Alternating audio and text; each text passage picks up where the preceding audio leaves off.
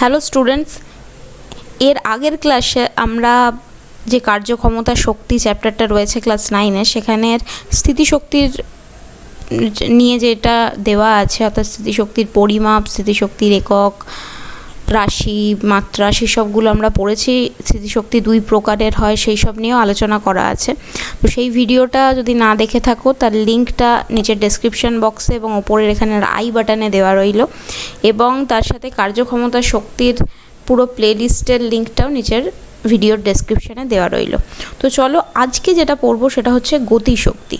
তো স্থিতিশক্তিতে আমরা কি পড়েছিলাম, যে কোনো বস্তুর মধ্যে এক হচ্ছে অবস্থান এবং সেকেন্ড হচ্ছে তার আকার বা আকৃতি যদি আমি চেঞ্জ করি, যদি আমি সেটার পরিবর্তন ঘটাই, তাহলে তার মধ্যে কি হয়, কাজ করার জন্য কিছু শক্তি জন্মায়, সেটাকে আমি বলছিলাম স্মৃতিশক্তি।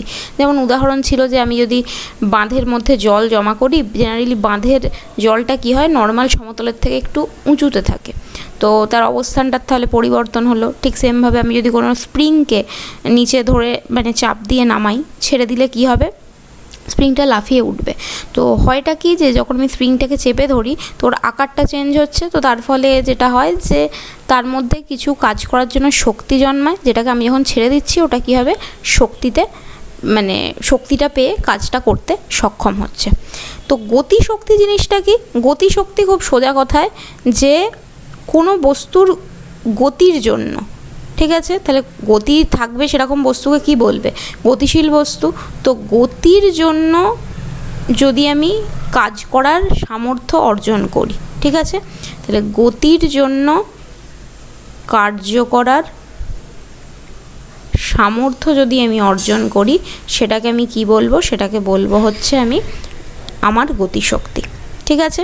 এর উদাহরণ কি, এর উদাহরণও হচ্ছে তুমি যদি একটা পেরেককে এরকম রেখে দাও এবং তার উপরে তুমি একটা হাতুড়ি বা পাথর নিলে, তো তুমি যদি পাথরটাকে ছেড়ে দাও, আমি সেম উদাহরণ দিয়েই বোঝাচ্ছি, এই পাথরটাকে যদি ছেড়ে দাও কী হবে, পাথরটা একটা গতি লাভ করবে।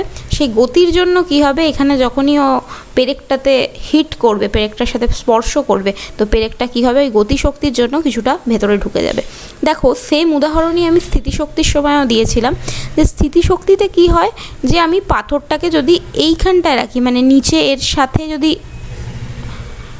টাচ করিয়ে রাখি, তাহলে কী হবে, কিছু হয় না, তোমার পেরেকটা মাটির ভেতরে, মাটিতে হোক বা তোমার যেখানে হচ্ছে দেওয়ালে, সেখানে ঢুকবে না।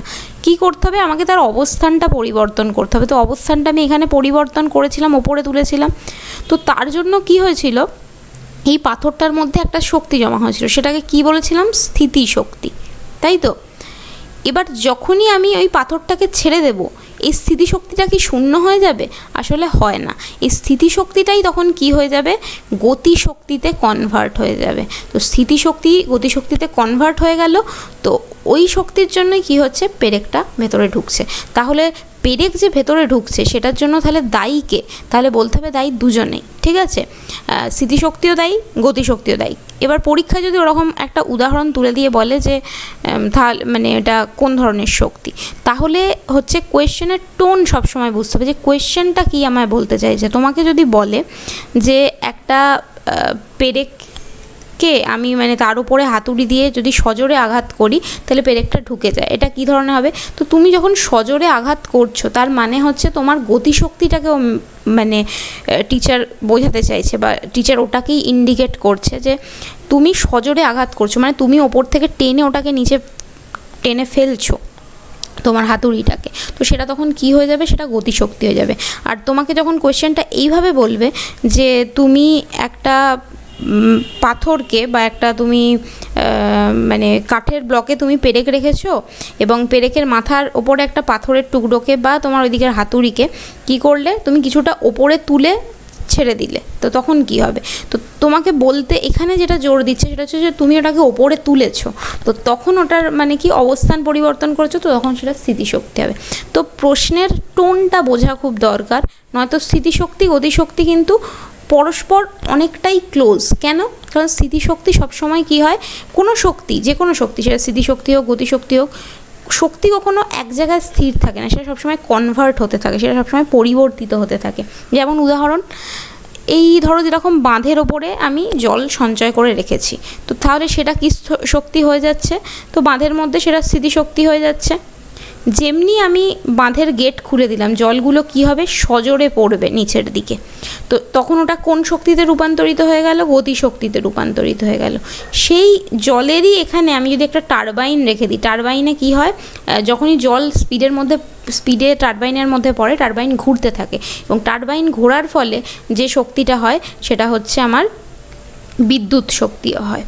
তার মানে সেই গতিশক্তিটাই কি হচ্ছে, আবার বিদ্যুৎ শক্তিতে কনভার্ট হচ্ছে।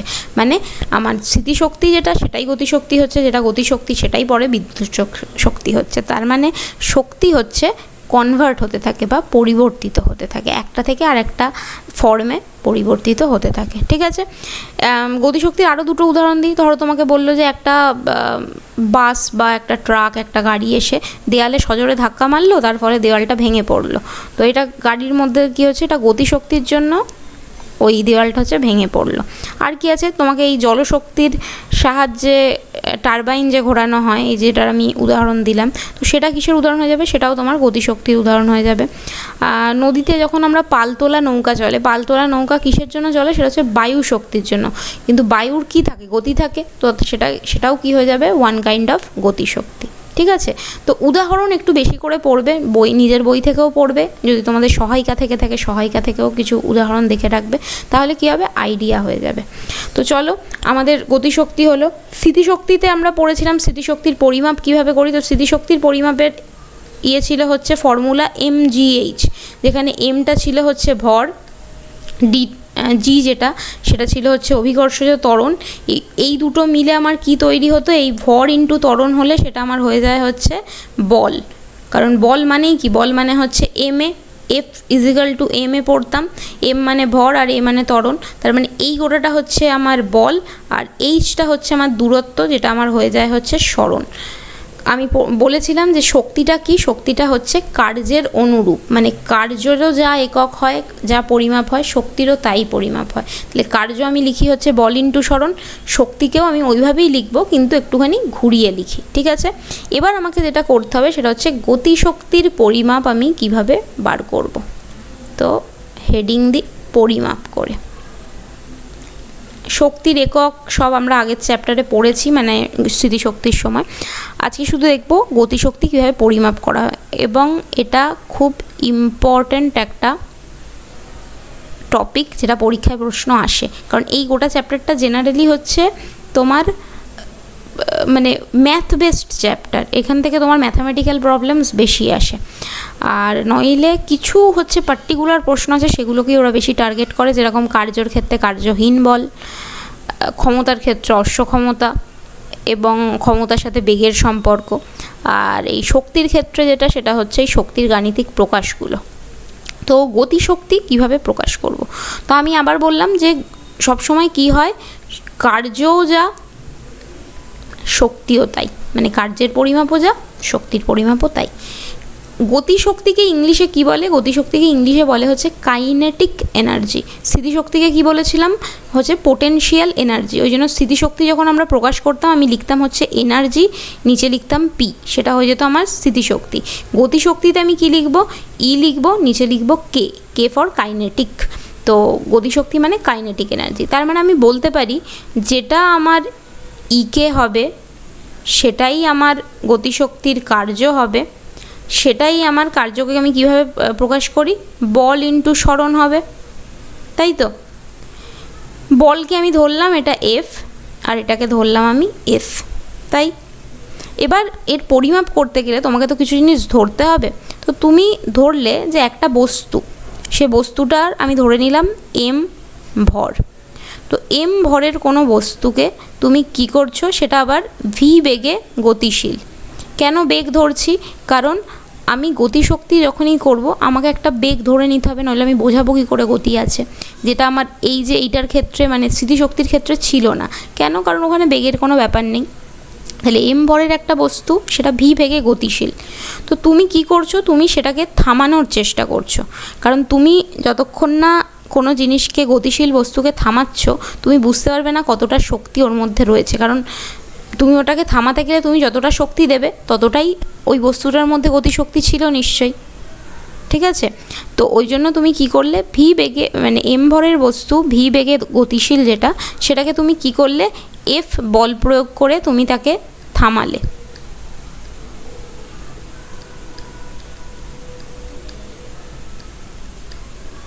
এবার তুমি যখনই কোনো বস্তুকে থামাতে যাবে, কোনো ধরো বস্তু স্পিডে আসছে, তুমি সেই জিনিসটাকে যদি থামাতে যাও, তো কি হবে সব সময়, যে তোমাদের মধ্যে যে সংঘর্ষ, যে কলিশনটা হবে, তার ফলে তুমি একটুখানি পিছিয়ে যাবে, বা যে বস্তুটা এগিয়ে আসছে সে আরেকটু এগিয়ে এসে থামবে। খুব সোজা উদাহরণ, যেরকম হচ্ছে যখন তোমার ট্রেন চলছে, ট্রেনটা স্পিডে চলছে, তো ট্রেন যদি ব্রেক কষে, তো ট্রেন ব্রেক কষার সাথে সাথে থেমে যায় না, ব্রেক কষার সাথে সাথে কী হয়, কিছুটা এগিয়ে তারপর থামে, তাই না? এখানেও সেই ব্যাপারটাই, যে তুমি এম ভরের বস্তুকে যেটা ভি বেগে আসছে সেটাকে তুমি এফ বল প্রয়োগ করে থামাচ্ছ, কিন্তু থামানোর ফলে কি হচ্ছে, সে কিছুটা দূরত্ব অতিক্রম করে থামবে। আমি ধরে নিলাম সে এস দূরত্ব অতিক্রম করে সে হচ্ছে থেমেছে, ঠিক আছে। এটা তোমাকে হচ্ছে এই এতটা যে কথা, এই কথাটা তোমাকে প্রথমে লিখতে হবে, মানে অনেকটা সেই হয় না, প্রমাণ করতে গেলে প্রামাণ্যগুলো লিখতে হয়, এটা হচ্ছে সেরকম। লিখে তারপর তুমি হচ্ছে এই ওপরের কথাটায় আসবে, যে আমরা জানি সুতরাং কার্য সমান সমান কি, বল ইন্টু সরণ। তার মানে ইকেটা মানে এখানে কি, শক্তি মানে কি, এফ ইন্টু এস। তো এটা তো একটা ব্যাপার হলো। এবার দেখো, এফ ইন্টু এস বললে এখানে হবে না, কারণ আমার এখানে বেগ আছে, আমাকে বেগের রেসপেক্টে হচ্ছে মানটা চাই। তার মানে আমাকে এখানে কোথাও একটা বেগকে ইনপুট করাতে হবে। তো কিভাবে আমি বেগটাকে পাবো ওখানে, তো সেটাই হচ্ছে এখানের ব্যাপার। এবার আমাকে হচ্ছে চলে যেতে হবে আমার পুরনো চ্যাপ্টার নাম্বার 2, অর্থাৎ নিউটনের গতিসূত্র। তো সেখানে আমরা বলের একটা ধারণা পড়েছিলাম। তো তোমাকে লিখতে হবে এরপরে, আমরা জানি বলের ধারণা অনুযায়ী বা বলের সংজ্ঞা অনুযায়ী, যেটা ইচ্ছা কি হয়, বলের ধারণা অনুযায়ী আমরা জানি হচ্ছে যে বল সমান সমান কি, এফ সমান সমান হচ্ছে এম ইন্টু এ, এটা আমরা জানি। এবার দেখো, এফের মান আমি এখানে ধরেইছি এফ বল, তো এফটা ঠিক আছে। এম এর মান আমি ধরেইছি এম হচ্ছে ভর, ঠিক আছে। কিন্তু আমি এর মান, এ মানে কি ত্বরণ, তার মান কি আমি জানি? তো জানি না, ঠিক আছে। তাহলে আমাকে এখানে এর মানটার একটা ব্যবস্থা করতে হবে। তাহলে আমি লিখতে পারি এ সমান সমান এফ বাই এম। কেন লিখলাম? এটা এইদিকে আছে, এমটাকে ওইদিকে নিচে নিয়ে চলে যাচ্ছি, ঠিক আছে। তাহলে আমি এটা লিখতে পারি এফ সমান সমান এ সমান সমান এফ বাই এম। এটা একটা হলো, এটা একটা ব্যাপার গেল। এখনও হলো না, কারণ আমি এ পেয়েছি, আমার এ তো দরকার নেই, আমার দরকার হচ্ছে ভি, কারণ যতক্ষণ না ভি আসছে আমি জিনিসটাকে বসাতে পারবো না। এবার আবার তোমাকে চলে যেতে হবে ওই সেকেন্ড চ্যাপ্টারেই, আমাদের একটা আরও 3টে জিনিস ওখানে শিখেছিলাম, সেটা হচ্ছে গতীয় সূত্র, যেখানে বিভিন্ন রকম গতি সূত্র ছিল। যেরকম তোমার হচ্ছে যে একটা প্রাথমিক বেগ আর অন্তিম বেগ থাকলে তুমি সেখান থেকে কিভাবে দূরত্ব পাবে, বেগ পাবে, সেরকমের থেকে ওখান থেকে একটা হচ্ছে ফর্মুলা আমার লাগবে। তো সেকেন্ড তোমাকে লিখতে হবে আবার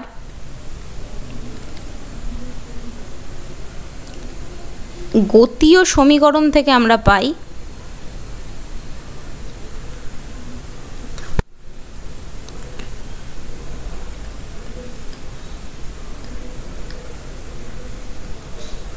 কি পাচ্ছি, গতীয় সমীকরণের আমরা একটা ফর্মুলা ছিল, তোমাদের মনে আছে কিনা আমি জানি না।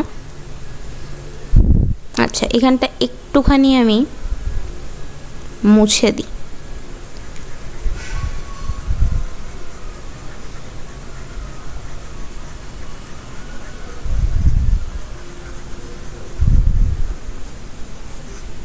আচ্ছা, তো চলো, তো গতীয় সমীকরণের আমাদের একটা ফর্মুলা ছিল, সেটা হচ্ছে যে আমার যদি একটা অন্তিম বেগ থাকে, একটা প্রাথমিক বেগ থাকে, আমি ধরে নিলাম আমার প্রাথমিক বেগ হচ্ছে ইউ, অন্তিম বেগ হচ্ছে ভি, তাহলে আমার একটা ফর্মুলা ছিল যে তাহলে হবে হচ্ছে ভি স্কোয়ার সমান সমান ইউ স্কোয়ার প্লাস 2as। এসটা হচ্ছে দূরত্ব বা সরণ যেটা, এটা হচ্ছে আমার ত্বরণ, 2 তো 2 গেল, ইউটা হচ্ছে প্রাথমিক বেগ আর ভিটা হচ্ছে আমার অন্তিম বেগ, ঠিক আছে। এটা কিসের ক্ষেত্রে ছিল? যদি আমার কোনো বস্তু, মানে কোনো একটা বস্তু তার প্রাথমিক বেগ নিয়ে ত্বরণে যায়, ঠিক আছে, মানে প্রত্যেক সেকেন্ডে বা প্রত্যেক ঘন্টায় সে তার বেগটা বৃদ্ধি হতে থাকছে, কারণ আমি কি বলেছিলাম ত্বরণ মানে বেগ বৃদ্ধির হার। আর এখানে আমি কি করেছি, এখানে আমি বল প্রয়োগ করে কোনো বস্তুকে থামিয়েছি, তাই না? একটা বস্তু ভি বেগে আসছিল, আমি সেখানে বল প্রয়োগ করে থামিয়েছি তাকে। যখনই আমি তাকে বল প্রয়োগ করে থামাবো তার মানে আমি অ্যাকচুয়ালি তার বেগটাকে কমাচ্ছি। তো বেগ যদি আমি কারুর কমাই তখন সেটা কি হয়ে যাবে, মন্দন হয়ে যাবে। আর মন্দনের ক্ষেত্রে আমি কি বলেছিলাম মনে আছে কিনা জানি না, মন্দনের ক্ষেত্রে এখানে এই প্লাসটা হয় না, প্লাসের বদলে কি হয়ে যায়, মাইনাস হয়ে যায়। ওকে, যখন আমার ত্বরণ হবে ওটা প্লাস হবে, মন্দন হলে মাইনাস হবে। তাহলে মন্দনের ক্ষেত্রে আমার ফর্মুলা হচ্ছে ভি স্কোয়ার সমান সমান ইউ স্কোয়ার মাইনাস 2as। ওকে, এই ফর্মুলাটাকেই আমি হচ্ছে এখানে ইউজ করব। ওকে, তাহলে এখানে আমি লিখতে পারি গতীয় সমীকরণ সমান সমান কি, অন্তিম বেগ এর স্কোয়ার সমান সমান প্রাথমিক বেগের স্কোয়ার,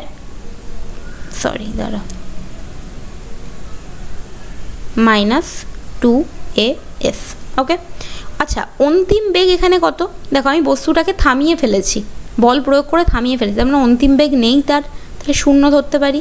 প্রাথমিক বেগ কত ছিল, ভি ছিল, তাহলে ভি এর স্কোয়ার মাইনাস কি 2as। এবার দেখো এখানে আমি এ এর মান বের করে রেখেছি, এটাকে আমি এর জায়গায় বসিয়ে দিতে পারি, নিশ্চয়ই পারি, তো বসিয়ে দিই। তাহলে 0 সমান সমান v square minus 2f/m into s. Okay, হয়ে গেল। এবার কি আমি এই গোটা জিনিসটাকে, মানে যেটা এখানে মাইনাসে আছে, এই মাইনাস পোর্শনটাকে ওই পাশে নিয়ে যাচ্ছি, মানে এই পাশে নিয়ে এলেই কী হবে, এটা প্লাসে চলে আসবে। আর জিনিসটা ঠিক এইদিকে তো শূন্যই আছে, অসুবিধা নেই। তো আমি এই জিনিসটাকে এবার এখানটায় লিখছি, হ্যাঁ জায়গা তো এখানটা একটু অল্প, তাহলে আমি এটা লিখতে পারি যে ভি স্কোয়ার সমান সমান 2f এটা। এবার দেখো আমার গতিশক্তির পরিমাপটা কি, গতিশক্তির পরিমাপ হচ্ছে বল ইন্টু সরণ, মানে F into S. F into S এখানে আছে, এই যে এইটুকু পোর্শন হচ্ছে আমার এফ ইন্টু এস, ঠিক আছে। তাহলে আমি এই দিকের 2 আর এই দিকের এমটাকে যদি ওই দিকে নিয়ে চলে যাই তাহলেই কি হয়ে যাবে, আমি এফ আর এসের মানে মাপটা পেয়ে যাব, মানে আমার কতটা গতিশক্তি সেটা পেয়ে যাব। তো আমি সেটাই করব। তাহলে কি 2fs এখানে আছে বাই এম, আমি শুধু এফএসটাকে রাখবো, কারণ এফএসটাই হচ্ছে আমার গতিশক্তি। আমি গতিশক্তির পরিমাণ বের করতে চাইছি, তো গতিশক্তি যদি আমি এই দিকটা আসি তাহলে আমার এইদিকে পরিমাণ বেরোবে, ঠিক আছে। তো সেটাই করব। আমি কি করলাম, এইদিকে এফ আর এসটাকে রেখে দিলাম, আর ওইদিকে আমার কি আছে, ভি স্কোয়ার। এবার দেখো এখানে একটা 2 দিয়ে গুণ করা ছিল, 2টা যদি এদিকে গুণে থাকে 2টা এইদিকে কোথায় আসবে, ভাগে আসবে, তার মানে আমি 2টাকে লিখতে পারি 1/2 লিখতেই পারি। আর এখানে একটা বাই এম ছিল, এই যে এই এমটা যদি ওই দিকে যায় এটা কি হবে, এটা হচ্ছে এমটা এখানে চলে আসবে, ঠিক আছে, গুণে আসবে। হলো, এটাকে ভালোভাবে লেখে, এখানে তো ভি স্কোয়ার এম হয়েছে, এমনিতে অ্যাকচুয়ালি এটাকে লেখে হচ্ছে আর একটু শর্টে যে হাফ এম ভি স্কোয়ার। এটাই হচ্ছে আমার গতিশক্তির ফর্মুলা। ওকে, যে এফএস সমান সমান বা তোমার গতিশক্তি সমান সমান হচ্ছে হাফ এম ভি স্কোয়ার। আরেকবার বলে দিই, একটা এম ভরের বস্তু ছিল ভি বেগে গতিশীল, সেটাকে তুমি এফ বল প্রয়োগ করে থামালে, কিন্তু থামানোর জন্য সে কিছুটা দূরত্ব অতিক্রম করে মন্দনের জন্য সে থেমেছে, ঠিক আছে। তাহলে আমি গতিশক্তির পরিমাপ আমি জানি হচ্ছে এফ ইন্টু এস হবে। ওইদিকে এফের পরিমাপটাকে আমি বের করব, যে এফ সমান সমান আমি জানি এম এ, সেখান থেকে আমি এর পরিমাপটা বের করব, ঠিক আছে, এফ বাই এম। এবার গতীয় সমীকরণ অনুযায়ী আমরা জানি অন্তিম বেগ যদি মন্দনে চলে কোনো বস্তু, তাহলে অন্তিম বেগ সমান সমান প্রাথমিক বেগের স্কোয়ার, অন্তিম বেগের স্কোয়ার সমান সমান প্রাথমিক বেগের স্কোয়ার মাইনাস 2as। অন্তিম বেগ এখানে 0 কারণ আমি থামিয়ে ফেলেছি জিনিসটাকে, প্রাথমিক বেগ ছিল আমার ভি, তাহলে ভি স্কোয়ার মাইনাস 2as। এর মানটা এখান থেকে আমি বসিয়ে দিলাম। এবার কি করলাম, আমি এখানে পেয়ে গেলাম এফএসের মান, শুধু এফএসটাকে এক জায়গায় রেখে বাকি পোর্শনটাকে অন্য জায়গায় নিয়ে চলে গেলাম। তো গেলে আমার কি আসবে, যে এফএস সমান সমান বা গতিশক্তি সমান সমান হাফ এম ভি স্কোয়ার। তাহলে আমি দুটো সূত্র আমার এই শক্তির চ্যাপ্টার থেকে পাচ্ছি। কি কি সেগুলো, একটা হচ্ছে আমার স্থিতিশক্তি, সেটা হচ্ছে mgh, আর গতিশক্তি হচ্ছে হাফ এম ভি স্কোয়ার। এই দুটো হচ্ছে আমাকে মনে রাখতে হবে, এখান থেকে অঙ্ক দেয়। তো আমি দুটো অঙ্ক একটুখানি করিয়ে দিই, তাহলে তোমাদের একটা আইডিয়া হয়ে যাবে। তো প্রথম অঙ্ক তোমাকে এটা বললো, ধরো যে তোমাকে বললো ধরো 100 গ্রাম একটা ভরের একটা, ধরো তোমার একটা বুলেট, ঠিক আছে? একটা বুলেটকে তুমি কি করছো, ছুঁড়ছো, বন্দুক থেকে ছুঁড়ছো। তো ওটা মোটামুটি তোমার ধরো 200 মিটার পার সেকেন্ড বেগে গেল। তোমাকে বলতে হবে তার গতিশক্তি কত। গতিশক্তিতে আমি বুঝবো কী করে যে কোনো কিছু একটা গতি থাকলেই সেটা গতি। আর তোমাকে তাছাড়া প্রশ্নের ইয়েতেই দিয়েছে গতিশক্তির মান বের করতে হবে। তাহলে আমার ফর্মুলা কোনটা ইউজ হবে, হাফ mv²। তাহলে কী রকমভাবে আমি ইউজ করবো, তাহলে হাফ বসাবো। এবার এখানে দেখো খেয়াল করার মতো, মিটার পার সেকেন্ড এটা কি মানে আমার বেগের একক, মিটার পার সেকেন্ড কিসের একক, সেটা হচ্ছে এসআই একক। আর এদিকে গ্রাম কিসের একক, সেটা হচ্ছে সিজিএস একক। তো একক আমার আলাদা আলাদা হলে হবে না, আমাকে দুটোকেই এক এককে নিয়ে যেতে হবে। বেটার যেটা হয় এইটাকে তুমি মানে 100 গ্রামটাকে সিজিএসে নিয়ে যাও। তাহলে 100 গ্রামকে সিজিএসে নিয়ে গেলে কত হবে, গ্রাম থেকে কোথায় নিয়ে যেতে হবে, কেজিতে নিয়ে যেতে হবে। তো 100 গ্রাম মানে হচ্ছে তোমার 0.1 কেজি। তুমি যদি মনে হয় যে আমি একেবারে কনভার্ট করতে পারবো না, ঠিক আছে, কোনো অসুবিধা নেই। তার মানে আমি কি লিখবো, 100 গ্রাম বাই 1000 গ্রাম, তাই তো? কারণ 100 থেকে তুমি যখন 1000 মানে কিলোতে নিয়ে যাবে বা কেজিতে নিয়ে যাবে, তখন কি হয়ে যাবে, 1000 দিয়ে ভাগ করতে হবে। তো তুমি যদি ভাগ করো দেখবে তোমার দাঁড়াবে হচ্ছে 1/10। তো ঠিক আছে, তোমার এটাই তাহলে কি হবে, এম হবে, তাই তো? তাহলে আমি হাফ লিখলাম, এম এর জায়গায় আমি লিখলাম 1/10, আর v² লিখতে হবে কি 200 স্কোয়ার, মানে 200 × 200 করে দিলাম, ঠিক আছে? এবার এটাকে সলভ করো, এখান থেকে এটা কেটে গেল আর 2 দিয়ে এটাকে 10 হলো। তো তাহলে কি হবে, আমার উত্তর হয়ে যাবে হচ্ছে 2000 জুল। শক্তির একক কী বলেছিলাম, জুল। তাহলে আমার উত্তর হলো 2000 জুল। ওকে, সোজা অঙ্ক। শুধু এখানের কি একটুখানি খেয়ালে রাখবে যে একক দুটো সেম আছে কি না। আর একটা প্রশ্ন দেখি, তোমাকে ওই সেম বলছে, মানে এখান থেকে প্রশ্ন খুব সোজা দেয়, যেমন যে 500 গ্রাম ভরের একটা বস্তু, সেটা 10 মিটার পার সেকেন্ড বেগে যাচ্ছে, তোমাকে বলতে হবে এর গতিশক্তি কত। তাহলে আবার সেম জিনিস দেখো, তোমার গ্রাম আর এইদিকে তোমার হচ্ছে এটার যে এককটা আলাদা। তাহলে এটা আমার এসআই আছে, এটাকে যদি এসআইতে নিয়ে যেতে হয় কী করবো, 500/1000, 500/1000 মানে 1/2, ঠিক আছে? তাহলে আমার ফর্মুলা ফেলি, হাফ ইন্টু এম হচ্ছে এটা, ঠিক আছে? তাহলে এম v² মানে 10 স্কোয়ার মানে 100। তাহলে এটা দিয়ে 4 দিয়ে এখানে কাটো, এটা হয়ে যাবে 25। তার মানে উত্তর হবে 25 জুল, ঠিক আছে? তো এই রকম মোটামুটি তোমার হচ্ছে অঙ্ক থাকে। ওকে, তাহলে এই চ্যাপ্টারটা এইটুকুই থাকলো। নেক্সট দিন আমরা পড়বো হচ্ছে শক্তির নিত্যতা সূত্র, ঠিক আছে? তাহলেই আমাদের এই গোটা চ্যাপ্টারটা শেষ হয়ে যাবে। ওকে, থ্যাংক ইউ।